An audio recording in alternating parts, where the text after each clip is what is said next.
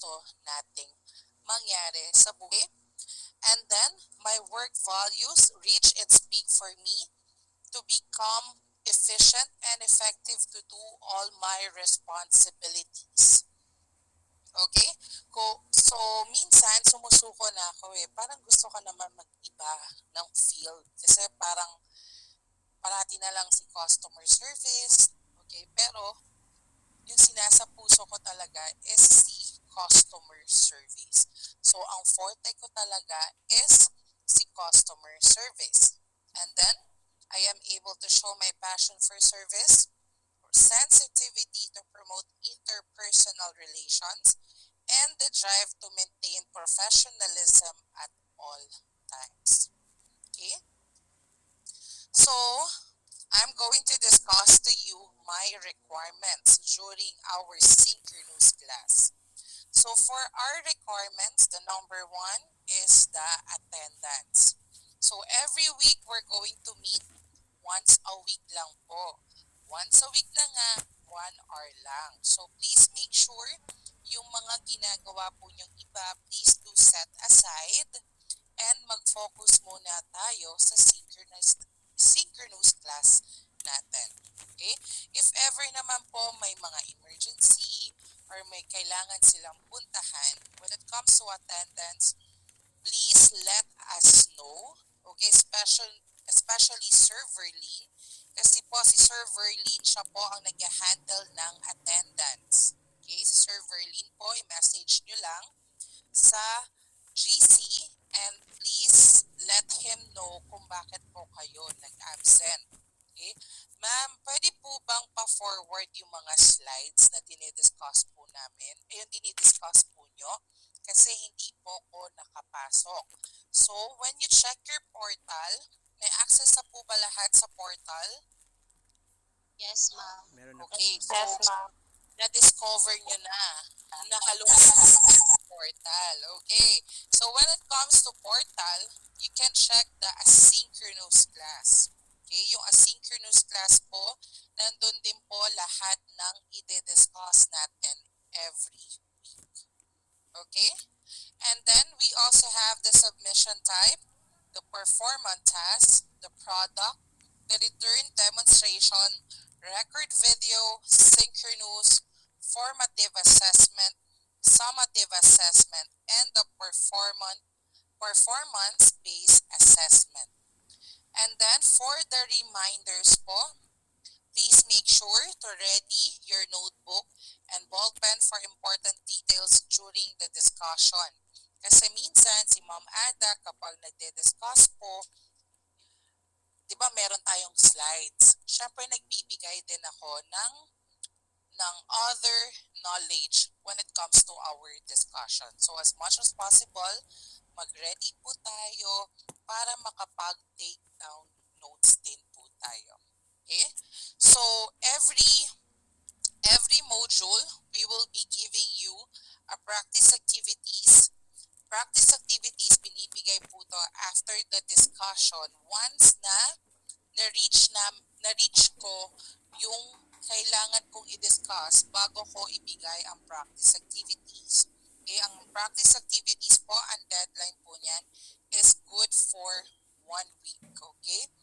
Kung ngayon ako nagbigay, for example, for 1 week, okay? So today is March 24. Automatically, the deadline of the practice activities will be on March 31. Okay?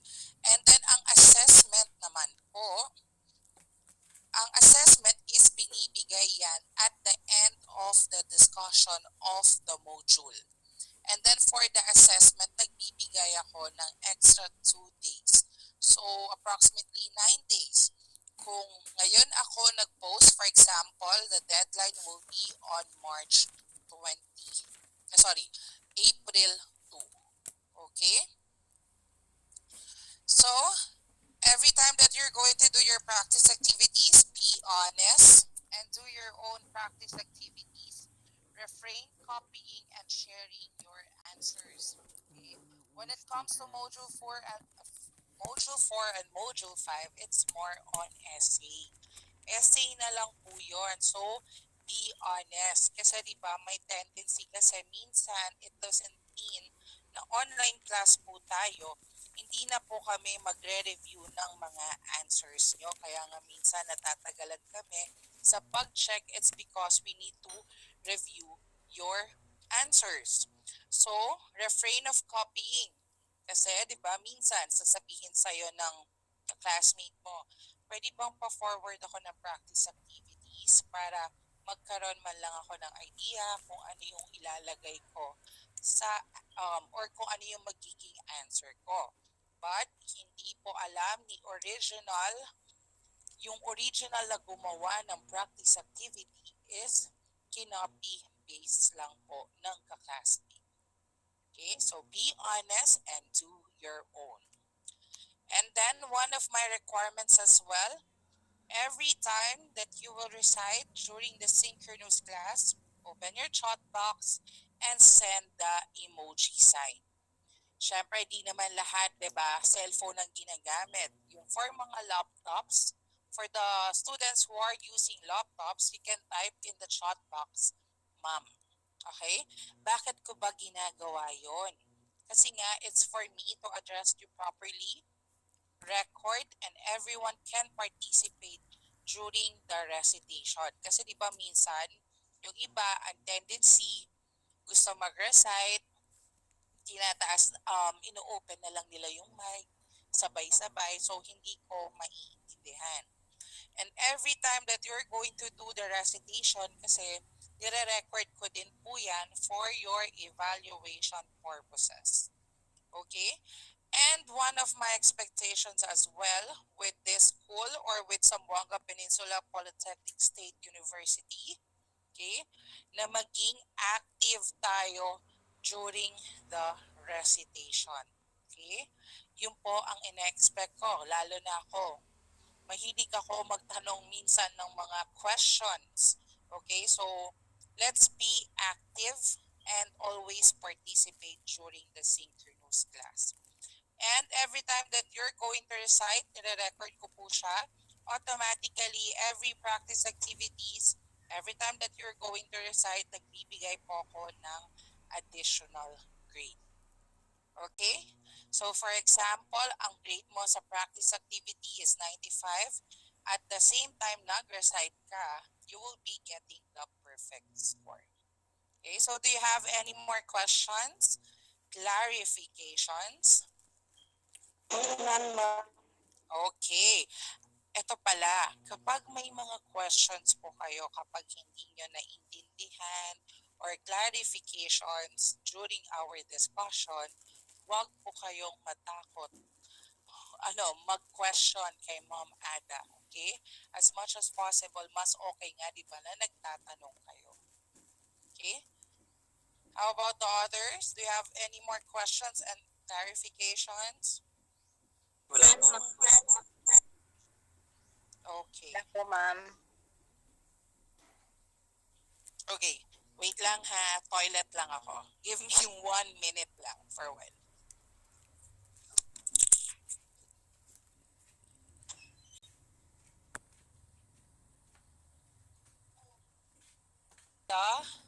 The deadline, anytime pwede po kayong mag-log doon sa weekly logs. Okay? Any more questions? Clarifications? Class? Before we start? None, ma'am. None. Okay. For a while.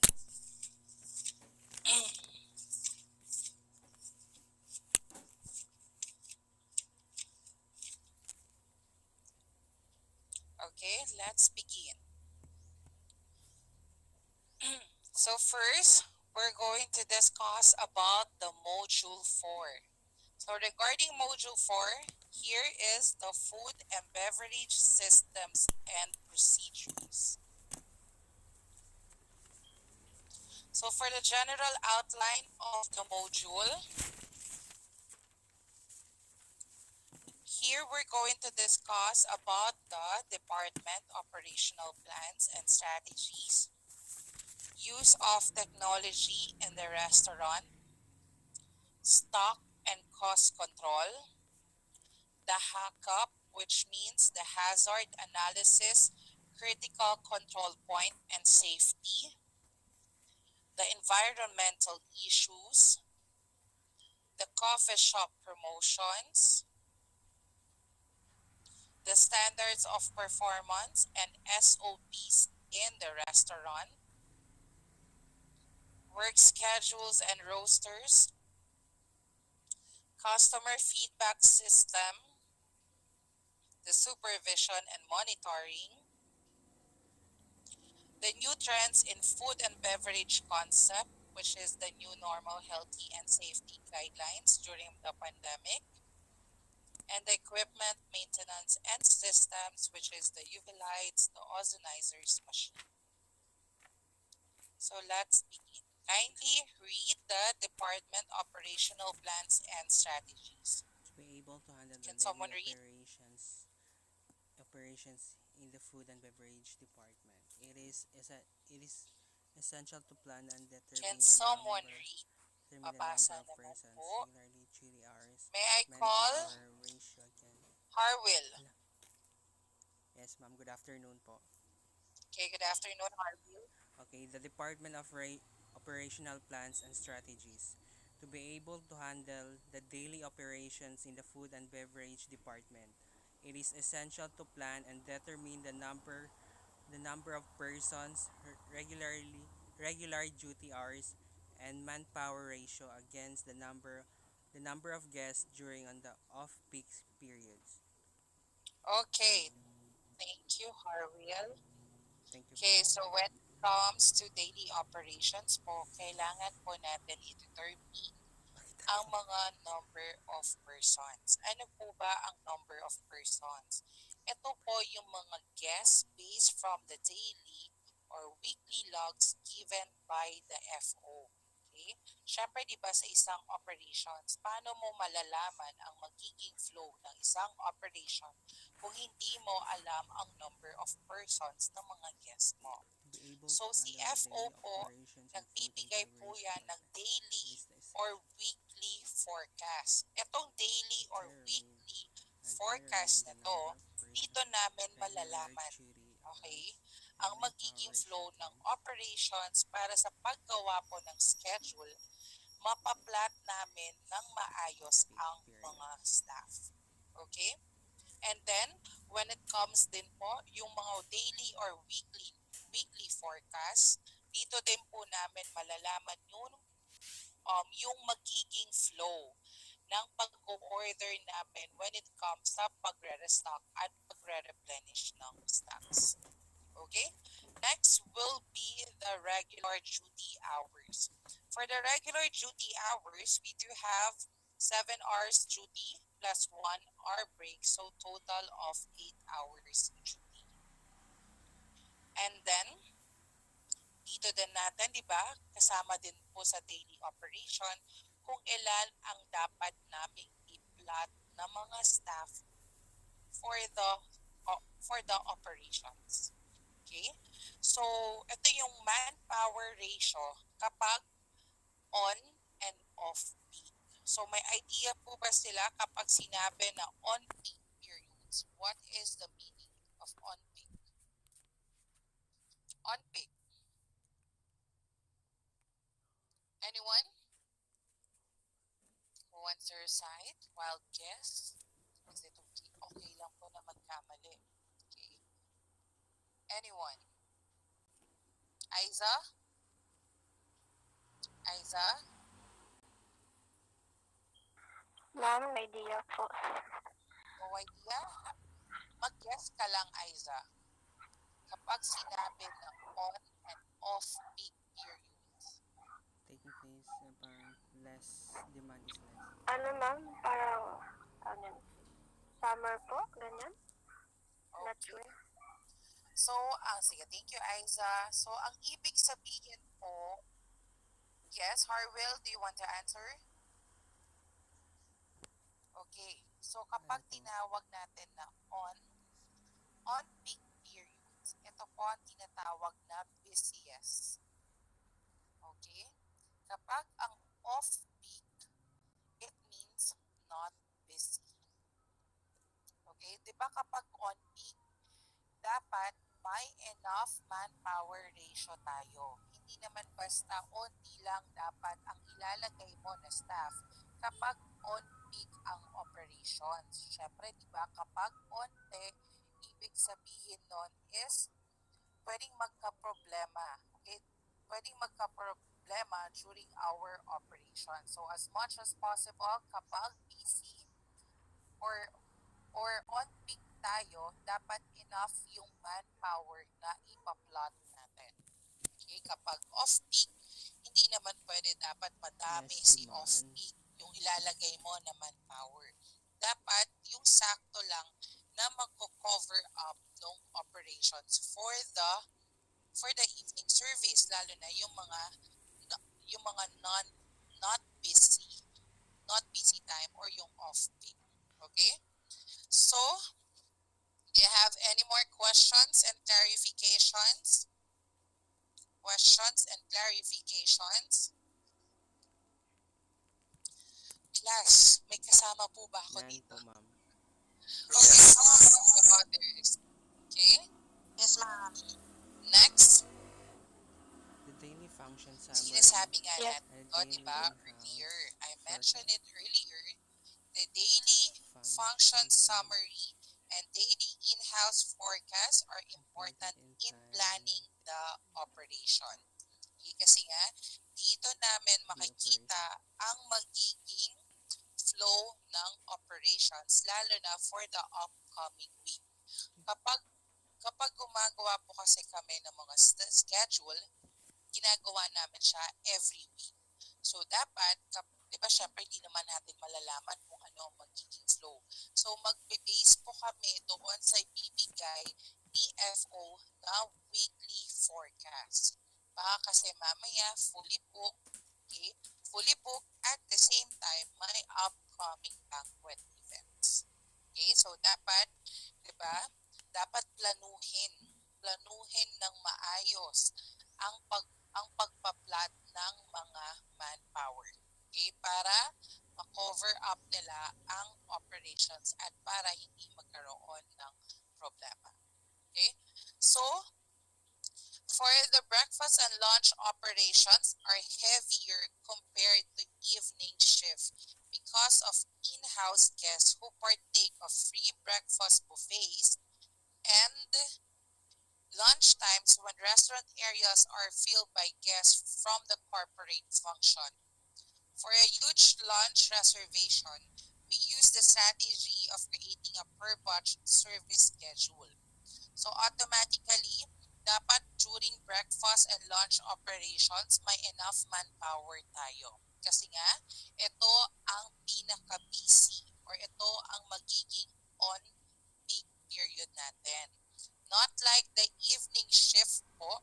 When it comes to evening shift, not so busy. So, dapat sakto lang po ang ilalagay natin na manpower during the evening shift. Okay? Lalo na kasi when it comes to breakfast and lunch operations, hindi lang naman yung mga guests na nag-a-avail ng mga free breakfast nila.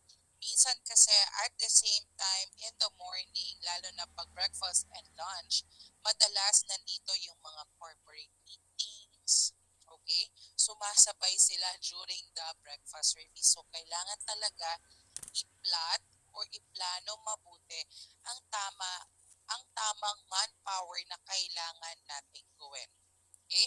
Kapag ganyan po, if ever na, for example, for during the breakfast and lunch operations, at the same time may meeting or conference, okay, ang mga company, ginagawa po namin yan ng strategy. It doesn't mean na existing ang mga functions, sabay-sabay silang magte-take, di ba, ng meal nila. Of course, hindi. Dapat, as a supervisor, dapat gumagawa tayo ng strategy para mas mabilis ang flow natin. For example, si Maxi Care, siya muna ang kakain ng ang tawag dito ng meal nila during lunchtime. And then, at the middle of their meal, pwede mo nang pababain si Meralco para si Meralco naman ang susunod na magte-take ng meal nila. Di ba mas maganda kapag may strategy para very smooth lang ang flow operations natin and at the same time, yung mga staff natin is hindi mataranta. Okay? And then also, the service and kitchen personnel must practice close coordination to ensure the sufficient refill of food and to avoid overproduction that might affect overall food costs. Okay? Question, why is it important na dapat si F&B department or si service personnel is may close coordination with the kitchen personnel? Anyone? Kasi 'di ba, knowing the F&B department and kitchen department, 'di ba minsan nagkakabungguan sila kasi nga wala silang close coordination. Kaya dapat with the service and kitchen personnel, they have the close coordination and the important is the full communication. So why is it important? Na dapat, ulitin ko ang question, ang service at ang kitchen personnel is my close coordination and full communication. Anyone? Anyone who wants to recite? Ma'am? Okay, Sharifa? Huh? Sharifa? Hi. Yes po. Hi everyone. Good afternoon. Hi Ser- ma'am. Moon? Service and kitchen personnel. Based sa definition po and sa na-explain nyo kanina, bakit kailangan may close coordination ang two teams? It is because para malaman at na-estimate yung yung production ng food. Kasi if ever masobrahan, sayang yung food, malulugi ang hotel.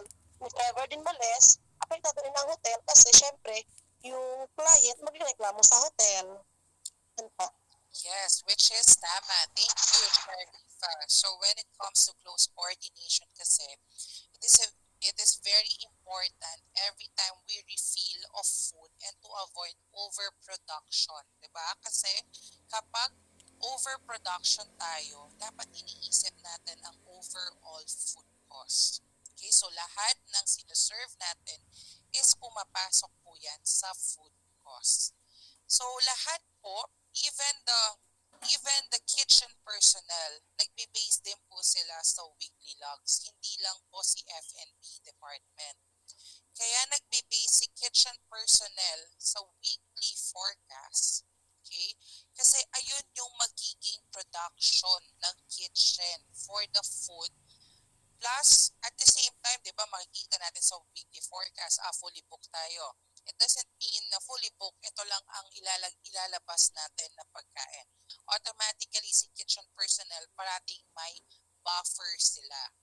And then, usually kasi, ang ginagawa ng mga kitchen and service personnel, kunwari kapag buffet, parati 'di ba dapat ang napaka-importante is meron tayong full communication with the kitchen personnel kasi minsan si kitchen personnel, for example, nagko-close kasi ang buffet at 10 at 10 a.m.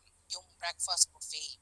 At 9 o'clock pala, magtatanong na si kitchen kay service personnel, oh, ilan pa ba ang natitirang room, okay, na hindi pa nagte-take ng breakfast nila.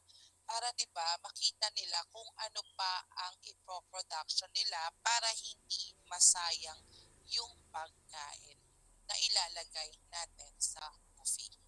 Okay? Kasi nga, dapat isipin natin ang food cost. Okay? Is it clear?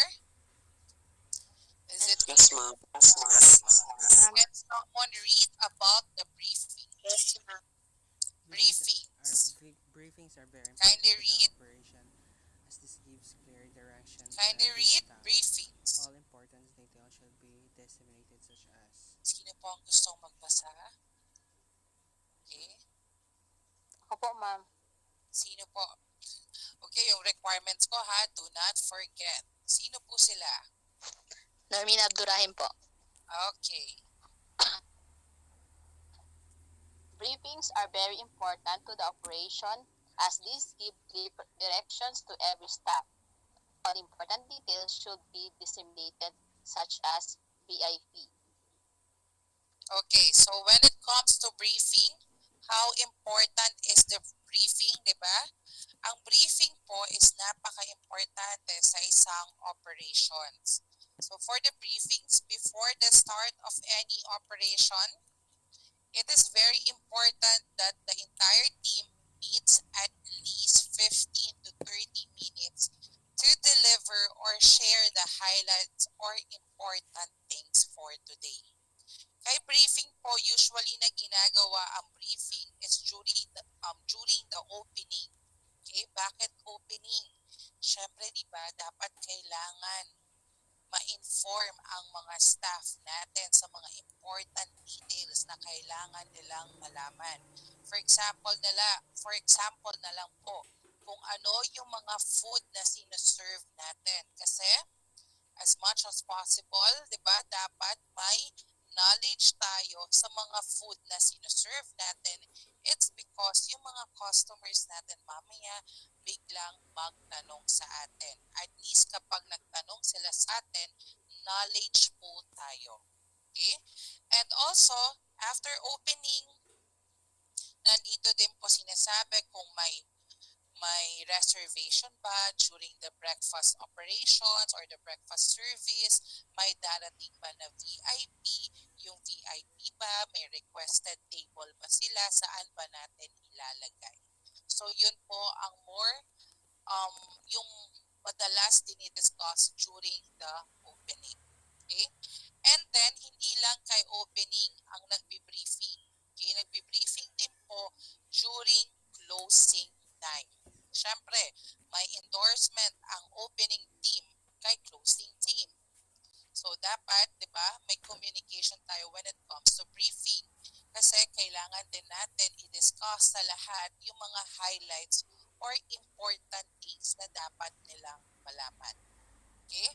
Hindi lang po during the operations ang ginagawa ang briefing. Ang briefing din po is ginagawa before we start the banquet service. Okay? 'Di ba kapag kay banquet service naman, ano ba ang kailangan natin ipaalam? Kung ano yung mga food na iso-serve natin, ano yung drinks nila, kung anong oras magsa-start ang AM snack nila, ang lunch meal nila, at ang PM snack nila. Okay? And then, sa briefing din po, hindi lang po yung mga highlights and important things ang dapat malaman ng buong team. Dapat nag-check din po tayo dito ng mga proper grooming. Okay? At yung mga upcoming events and promos, and also the reminders or important reminders for the employees. Okay? So for the briefings, the important details should be disseminated such as ilan ang total number of guests for every meal period. Okay? Yung mga VIP, which is the very important people. Nandito din po ang mga name of functions, yung mga menu selection, and also the soup of the day. Bakit natin kailangan i-explain din yung soup of the day? So every time po na si server is mag-order take, 'di ba? At least nasabi nila sa mga customers kung ano yung soup of the day para makapag-upsell sila. Next, yung mga push item of the day. Okay? Or yung mga nearly expired products na kailangan na natin i-push. Next will be the out of stock update or yung mga 86 update. And then also yung mga promos to sell. So for running a restaurant can be a challenging task which can be discouraging for several restaurant owners.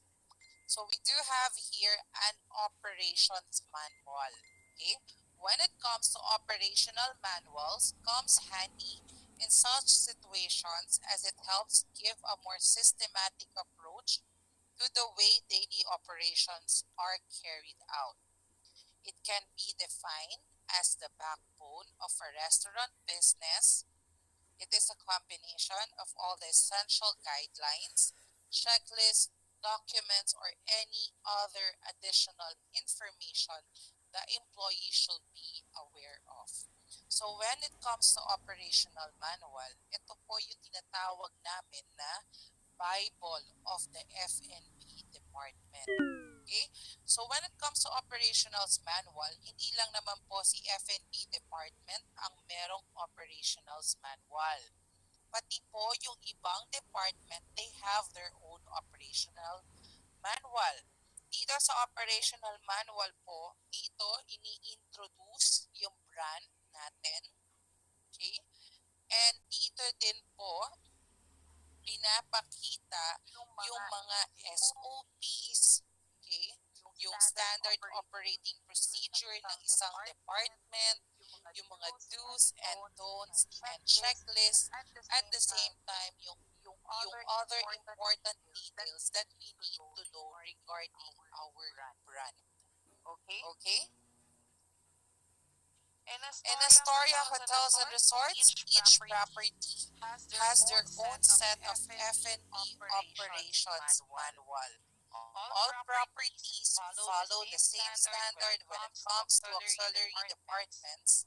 Different properties have their own branding as well, which the food and beverage division follows and adopts. Okay? So when it comes to